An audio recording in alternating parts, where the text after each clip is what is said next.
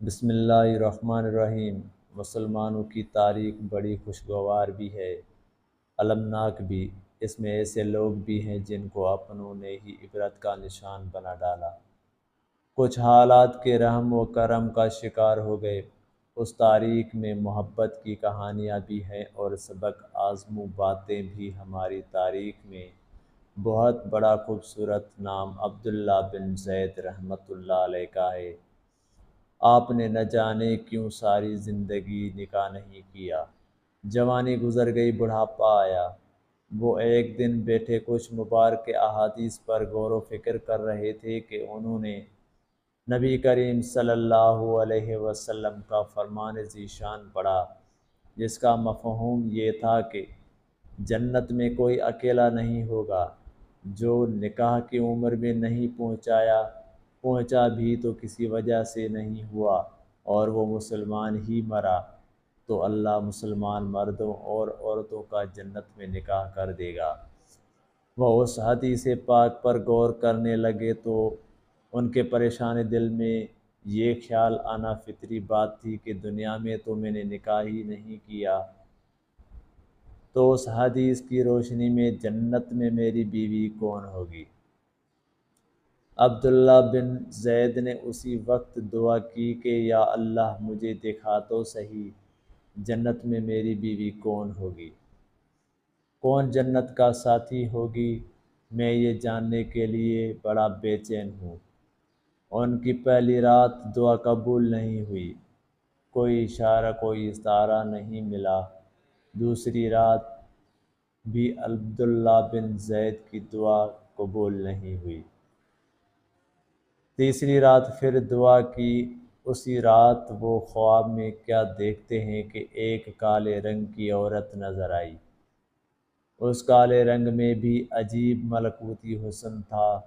اس نے ایک مسکراتے ہوئے کہا، میں حضرت بلال حبشی کے دیس کی میمونہ ولید ہوں اور آج کا بصرہ میں رہتی ہوں۔ پوشیدہ اسرار حل ہو گیا۔ عبداللہ بن زید کی اسی وقت آنکھ کھل گئی۔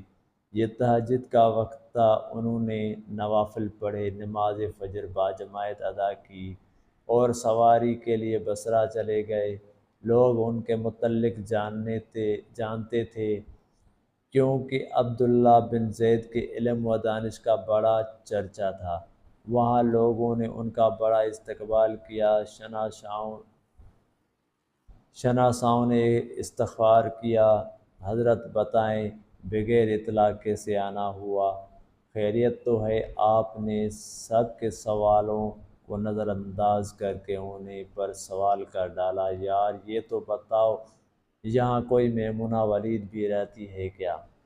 لوگوں نے بہت حیران ہو کر پوچھا، حضرت آپ اتنی دور سے محض میمونہ ولید سے ملنے آئے ہیں؟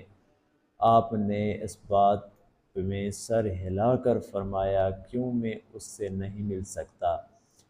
ایک نے عرض کی، حضور آپ اسے کیسے جانتے ہیں؟ عبداللہ بن زید نے کہا، اس بات کو چھوڑو میں اسے کیسے جانتا ہوں، بس یہ بتاؤ کہ یہاں کوئی میمونہ ولید بھی رہتی ہے؟ ان کے لہجے میں اشتیاق تھا، جیسے وہ اس سے متعلق جاننے کے لیے مضطرب ہوں، بے چین ہوں۔ ایک نے ترنت کہا، حضور وہ تو دیوانی ہے، دیوانی۔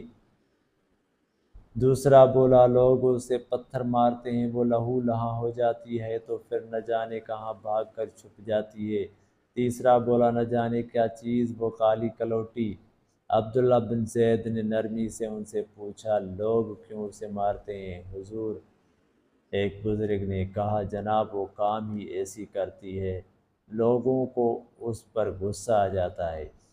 ایک بولا، عجیب عورت ہے، کوئی رو رہا ہو تو اس کو دیکھ کر وہ ہنسنے لگتی ہے اور وہ کوئی ہنس رہا ہو تو رونا شروع کر دیتی ہے۔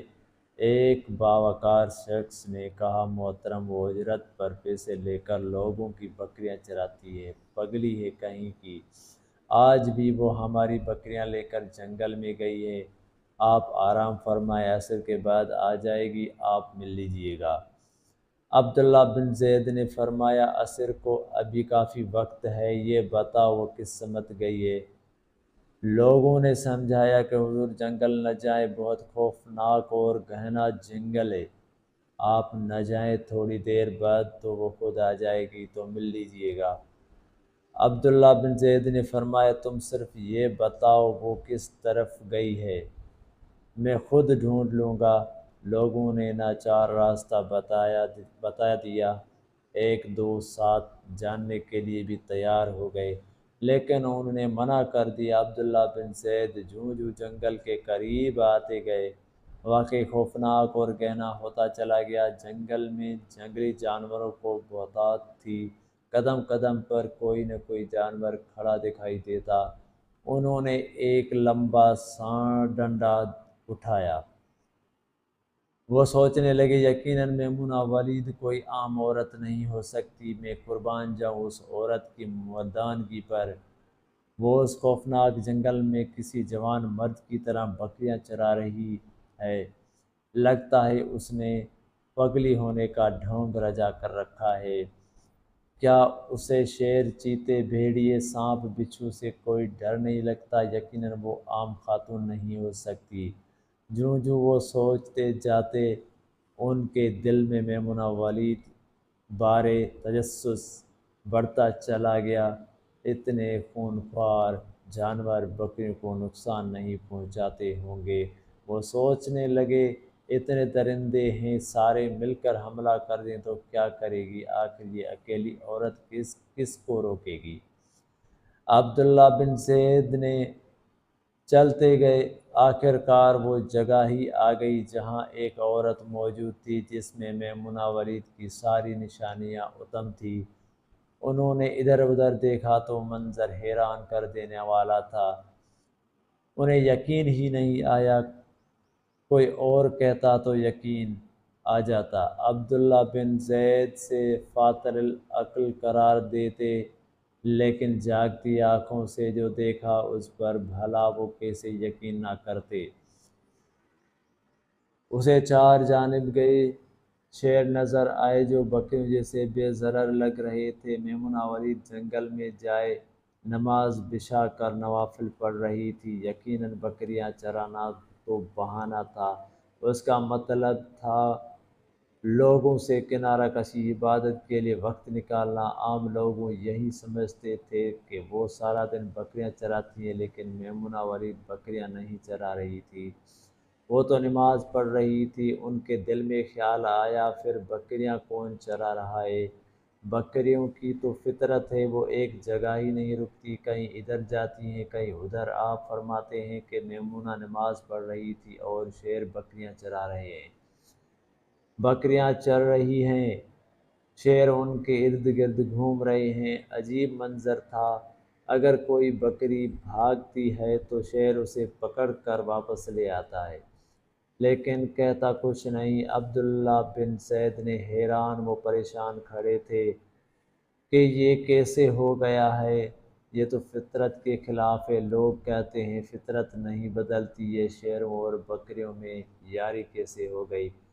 وہ یہ سارا معاملہ دیکھ کر دنگ رہ گئے، حیران و پریشان کھڑے میمونہ ولید کو تک رہے تھے کہ ایک شیریں آواز نے ان کو چونکا دیا، اے عبداللہ، ملنے کا وعدہ تو جنت میں تھا، آپ یہاں آ گئے۔ عبداللہ بن زید کو یہ بھی پتہ نہیں چلا کب میمونہ ولید نے نماز ختم کر دی اور اب وہ مخاطب تھی۔ عبداللہ بن زید حیران رہ گئے کہ اس سے پہلے تو کوئی ملاقات بھی نہیں ہوئی، تو پھر میمونہ ولید کیا؟ میمونہ ولید کو میرا نام کیسے پتہ چلا؟ عبداللہ بن زید نے کہا، یہی سوال لبوں پر آ گیا، اس سے پہلے ہمارا کوئی رابطہ نہیں، کبھی ملاقات نہیں ہوتی، تو میرا نام کیسے پتہ چلا؟ میمونہ ولید نے مسکرا کر کہا، عبداللہ، جس رات کو تجھے میرے بارے میں اشارہ ملا اسی رات خواب میں مجھے آپ کے خیالات آشکار ہو گئے تھے۔ عبداللہ بن زید نے حیرانگی سے دریافت کیا، جس چیز نے مجھے سب سے زیادہ حیران کیا وہ یہ تھا جانوروں کی فطرت کیسے بدلی۔ میمونہ ولید بتاؤ یہ شیروں نے بکریوں کے ساتھ یاری کیسے کر لی؟ یہ تو غذا ہے ان کی، اگر شیر بکریوں کے ساتھ یاری لگائیں تو کھائیں گے کیا؟ میمونہ ولید نے کہا جب سے میں نے اپنے رب کی اطاعت کر لی اس دن سے ان شیروں نے میری بکریوں کے ساتھ صلح کر لی ہے۔ تم ہی بتاؤ کیا یہ رب کے لیے ممکن نہیں؟ اب تم جاؤ۔ اس نے مضبوط لہجے میں کہا میری التجا ہے کہ دوبارہ یہاں کبھی نہ آنا اور کسی کو میرے بارے میں کچھ نہ کہنا۔ عبداللہ میرے ساتھ وعدہ کرو۔ عبداللہ بن زید نے مسکرا کر سر اس بات میں ہلایا اور نمیدہ آنکھوں کے ساتھ وہاں سے لوٹ آئے۔ وہ سوچ رہے تھے جو اللہ سے دوستی کر لیتا ہے اس کے لیے ناممکن بھی ممکن ہو جاتا ہے۔ میمونہ ولید کی مثال ان کے سامنے تھی کہ کیسے شیر بکریوں کی حفاظت کر رہے ہیں۔